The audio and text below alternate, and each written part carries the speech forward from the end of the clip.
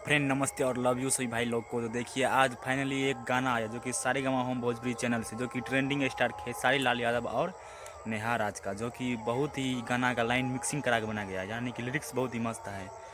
आरा के सभी लोग आई मुर्गिया मिली खा के जाएं, और जो कि बहुत ही ब्रांडेड गाना है। मुर्गिया तसली में बनी, जो कि बहुत ही मस्त और परफेक्ट वीडियो है। और यह गाना होली का है, जो कि होली का है, जो कि पहला गाना यानी ट्रेंडिंग स्टार का पहला गाना होली का यही है, मुर्गिया तसली में बनी। और आरा से आई सभी लोग और तनी तनी खा के जाए, यानी कहीं के खा के जाए, पूरा मन भर पेट नहीं खिलाएगा।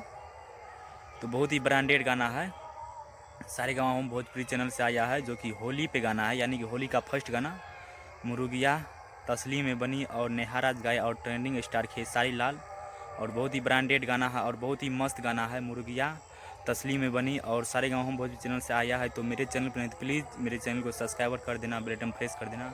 और सुपर गाना और सुपर मस्त सॉन्ग मुर्गिया तस्लीम बनी, क्या जवाब। और आते आते ये गाना 7 नंबर ट्रेंडिंग कर रहा है, यानी कि म्यूजिक सेक्शन में गाना 7 नंबर ट्रेंडिंग पे है और मेन पेज पे गाना 13 नंबर पे ट्रेंड कर रहा है। बहुत जल्द 1 नंबर ट्रेंडिंग पे गाना आने वाला है, तो आप लोग इसी तरह प्यार बनाए रखें।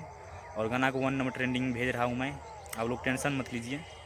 अभी 7 नंबर ट्रेंडिंग पे आप लोग देख सकते हैं। और बहुत ही ब्रांडेड गाना है, मुर्गिया तसली में बनी।